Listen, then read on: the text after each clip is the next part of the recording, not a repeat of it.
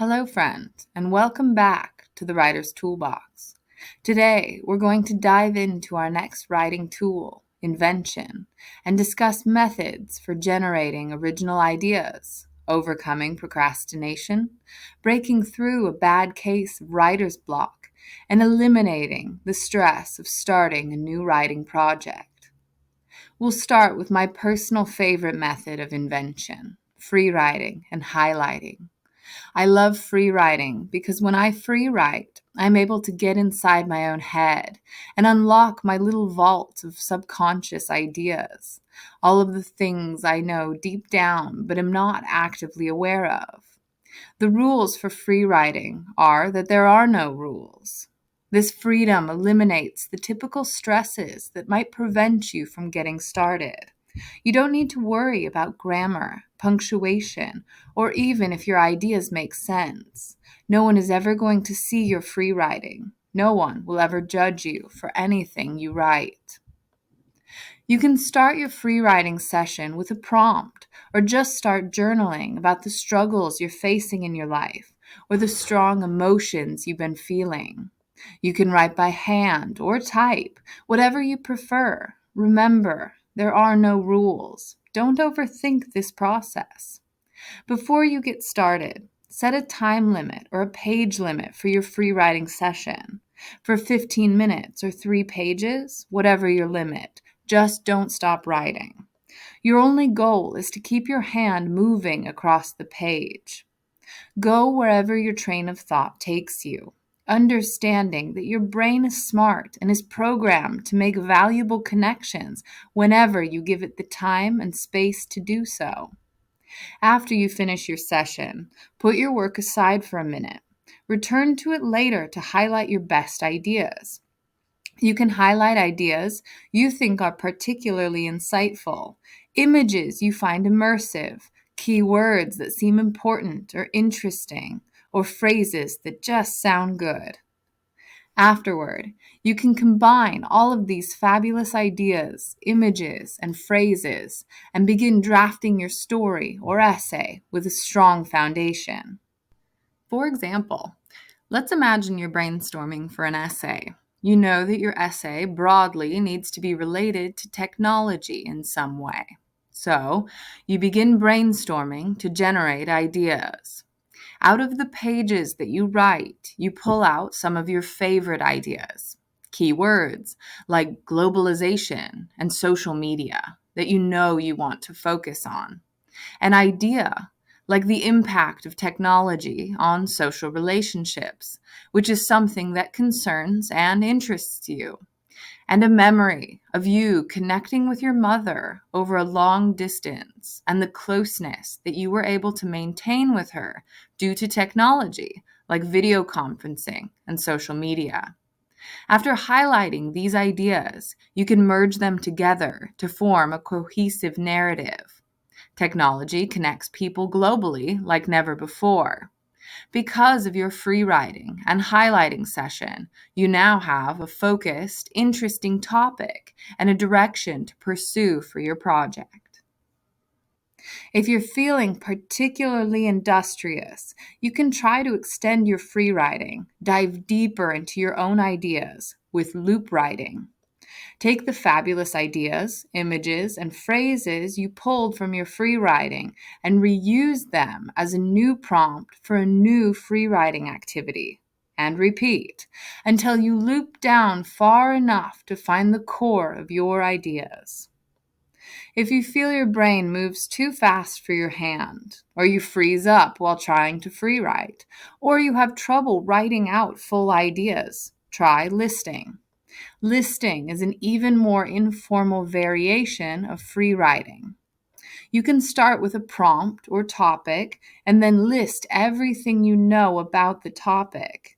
Afterward, you can scratch off the weakest items on your list and try to connect the best items into a main idea that makes sense. Here's another invention tactic that all my students love: bubbling, webbing, or creating other shapes like charts, grids, or graphs. This technique allows you to visualize your topic, See how subpoints relate back to main ideas, or explore possible directions your topic could take. For example, let's imagine that you're brainstorming for that same article about technology and its impacts on human connection. This is your main idea, your focus, so you can begin with that idea in your central bubble. Then you can expand your web by considering the ways that technology connects us or the types of technology that connect us.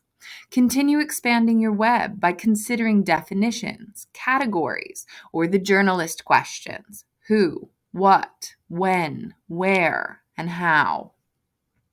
As an added benefit, after finishing a bubbling session, you can easily transfer your bubbles into an essay outline, with your main bubble functioning as a thesis statement, and the offshoots each functioning as focused paragraphs. Now that you have some brainstorming techniques to try out, let's consider what to brainstorm about. First, you can try to break down the prompt into categories or definitions. The final essay prompt for my English 101 students is, how does technology affect people? Of course, this is an incredibly broad topic that often paralyzes students.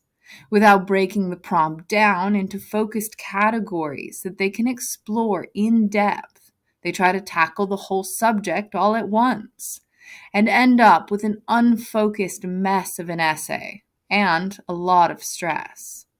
Instead of diving right in, try to break your topic down into potential subcategories that you could focus in on or unique perspectives that you could explore. If you can't get started with listing, bubbling, or free writing because your experience with the topic is limited, go do some research. See our Reading for Comprehension video to learn the best ways to take notes, understand the topics in your research, and gain some ideas for a profitable brainstorming session. And finally, ask questions. In your final draft, you'll need to provide resolutions and answers for your readers. While you're brainstorming, though, you don't need to have all of the answers. In fact, by exploring provocative questions that you don't yet know how to answer, you'll find topics that are much more interesting than an idea you, and probably other people as well, already know a lot about. Next, let's discuss the single most important strategy for brainstorming: commonplace journals. In every style guide you read from any author worth their salt, you will read about commonplace journals. Unfortunately for us, our best ideas do not come to us while we're sitting in front of a computer screen, willing our brains to come up with something interesting. No.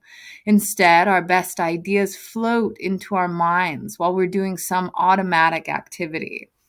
While we're driving, washing dishes, taking a shower, or some other task that takes minimal focus, our minds are free to wander. Then our best ideas wander in. If we don't have a notebook, index cards, sketch pad, voice recorder, the notes or recorder on our phones, some way to take down the idea while it's still fresh, it'll wander away again. We'll lose it, and when we try to remember it later while we're sitting in front of our computers again, we won't be able to. If you take only one piece of advice from this video, consider how you want to record your ideas and keep a commonplace journal.